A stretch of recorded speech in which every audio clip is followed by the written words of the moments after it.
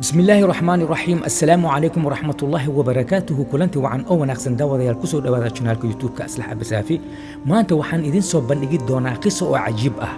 qisadaas oo ah nin 50 jir ah oo lagu mehriyay gabar 12 jir ah. sida ku dhacday arrintan walaalahayga, sida ay ku dhacday adinka ayaa dib u ogaan doontaan. fadlan filimka hamootinina ee daawada ilaa iyo dhamaadka.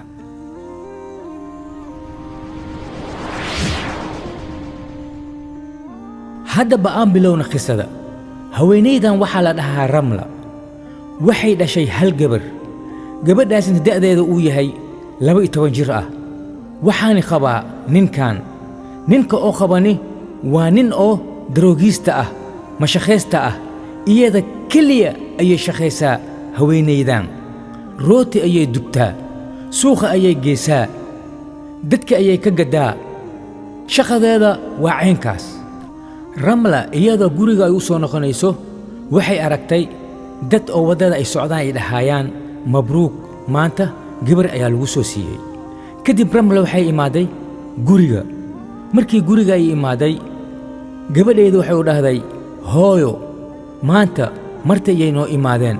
martida noo imaadeeni hal boorso oo waxaa lay keenay dhar oo ku jiro boorso oo yariis ah iyo shaal iyo cambuur iyo roseto iyo waxyaalo badan. markii gabadha hadalkaas ay ku dhawaaqday, hooyo Ramla way naxday, aad iyo aad ayay u naxday. waxay dhahday boorsadan oo dhar la keenay wax kale ma loo keenine gabadhaada ayaa la soo doontay. hooyo Ramla isla markii guriga way ka soo baxday. waxay rabtay inay aado guriga oo qabiilka gobolka. iyadoo ay socoto, nasiib wanaag waxay la kulantay ninkii ay rabtay wadada dhexdiisii asagoo oo socdo. waxay u dhahday gabadheeda nolosheeda ku ciyaarooyin. maxaa dhacay?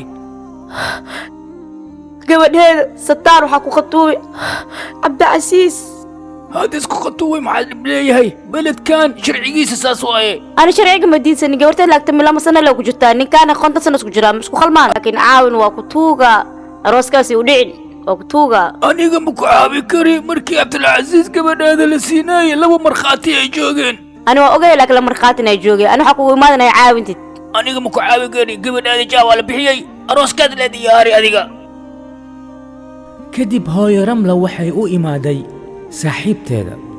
saaxiibteedani waxa waaye hooyo Ramla, gabadheeda ninka aroosi rabo walaalkeeda. waxay u dhahday gabadheed walaalkaaga lagu khatuubay. maya adigu way fahmi kartaa mar waa tahay walaalkaaga la hadal khatuubkaa joojiyo. aniga wax ma samayn kari.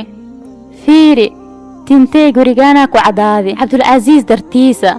asiga waa diiday in lay arooso. noloshadayda waa ku cayaari. waan jeclaan lahaa inaan ku caawino. wixii aniga u baahanahay mahelooyi. maxaan ku caawiyaa? maxaan samey karaa aniga? fiiri iika laba naa kaa khawaan. anigana waa idiidan inaan lii arooso. gurigaan waa ku duqoowi. maxaan samayn karaa? intee aadi karaa? ninkaan oo noloshadayda ku cayaari ilaahay ha ka jaasiyo. حخي الله كخاضو باح عبد العزيز لسو هذل أنيقا واحد مكو خوان كرو سيو صعود أسيق ما وآذا ها أسقا وآذيسا أوكي باح قربكا إلهي هقلو. هاي رملة waxay soo aadaysaa dhinaca oo Cabdulcasiis nawaa. hooyo Ramla gabadheeda ninka aroosi rabo. Cabdulcasiis walaashiisa hooyo Ramla wax waa u qaban weysay. qabiilka oo gobolka wax waa u qaban waayey. haddana iyadaaba u socotaa gabadheeda qofka u guursan lahaa. iyada maxay dhahaysaa, asagana muxuu dhahaa? bal aan dhageysano. السلام عليكم. وعليكم السلام. مكل هاد لي كرا ها سو هذل أرنتان أنا وحمك أوجي نكيج أسيلي دمي أنا جنا ميلة تشنين نك هذه وارك قبل أساد علي كاب فاميلي واي ما حكوا تشتا أديقا ما قاعد أديقا وقال فاتح حسن ويسيي ولا ماضي قبل هذا ويرتا أذن وقت على كرتا ما قبل هذا ير كوك يربو على قرصة عيابي إلما يخوان waa ku baryaa gabadhee u naxariista aada u yar tahay وأكبر يا عبد العزيز وأكبر يا لغهان كاخوانا ورلوغا هاي خبرين محل وي خبسنيسا صحو باحي انت يقتك لغا هاي خبسني انيغا قبل هذا وخطوب سيد عياب والسي ولا الفاتح حستي لما مرخاتنا وجوجل محارب تاديغا يقتدان كنا لغا هاي خبرين يقبح وأكبر يا هنو نحريس وأكبر يا لغا هاي داف استاغان كنا هاي كبح انت وأكبر يا خفينا تنو نحريس هاي بريين انيغا ما هاي برييسا يقتدان كنا هاي داف وأكبر يا نحريس بلديدو هذيك والصحور يا لغا هاي خبرين صحو يقتك نحريس هذا من خانه قبل هذا واخطوب سيدي عروسك لا ديار هذيك نحريس كجيرتا ورنقتك يا اخي واخطوب سيدي قبل هذا انيغا وأكبر يا run ahaantii hooyo ramla waxay la soo wajahday murug aad iyo aad u daran si kasta ayay u dadaashay inay ay joojiso guurka oo gabadheeda maxaa yeelay gabadheeda waa gabar yar oo 12 jir ah dadow maxaa dhici doonaa bal aan aragno أودي ما شتهي وجحنيو وحنا تسمينوسد بني آدم ما أها علاشم كهرايو جورتا ذواي كاميلا مسنا لو كجرتا نين أخونتون سنو كجرا سيسي بري كمالين جورتا ذا هدي واحد دعو يا مسؤول كذا خاضع واللي ذا جورتا ما كفكرتي فيري أنا صعبا شخينا دروغا لعقني ستانا كسينا جورتين وشيت أكو عيان وكتوغا لكن hooyo ramla si walba ayay u dadaashay wax waa qabsan weysay ninkeedani waxa leh u darnaa lacag oo daroogada iyo mukhadaraadka asku gato ugu dambeyntii gabadhii meherkeeda waa dhacay أعوذ بالله من الشيطان الرجيم بسم الله الرحمن الرحيم إن الحمد لله نحمده ونستعينه ونستغفره ونتوب إليه ونعوذ بالله من شرور أنفسنا ومن سيئات أعمالنا ugu dambeyntii meherkii oo gabadha waa dhacay cabdulcasiis xaaskiisa waa watay gurigiisa ayaa geestay ee maxaa dhici doonaa dadow bal aan fiirino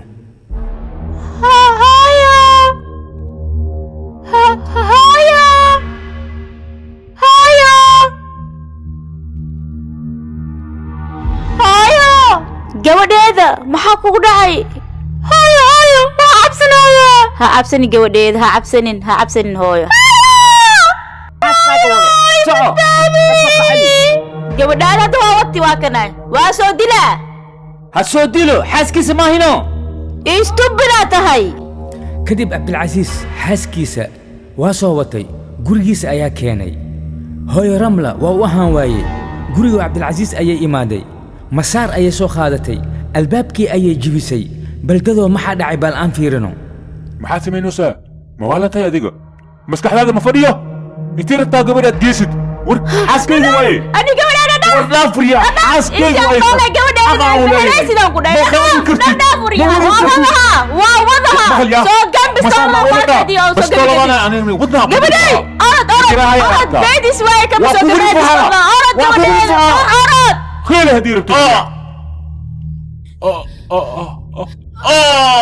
كوان واي قادن gabadha oo gadaal ay ka imaaday oo cabdilcasiis madaxa usha ugu dhifatay waxay ahayd cabdilcasiis walaashiisa maxaa yeelay cabdilcasiis walaashiisa waa saxriiriyey markii madaxa usha loogu dhiftay kadib oo soo jeestay ramla iyadana waxay yeeshay masaartii ayaa duudka ugu dhifatay sidii ayaa ku nafbaxay cabdilcasiis ugu dambeyntii ramla gabadheeda iyo cabdilcasiis walaashiisa way isoo raaceen waxay qaateen taksi gobolka dhan magaalada dhan ayay ka tageen marka ramla gabadheeda sidaas ayay u badbaadsatay sidaasna ayay u badbaaday gabadhii yarista ay ahayd oo 12 jirka ay ahayd walaalahay filimkan waa filim aad iyo aad u macaan badan oo lagu cibr qaadan karo ma ahan gabdhaha yar in lagu daro yacni dad oo ka weyn oo dhali karaan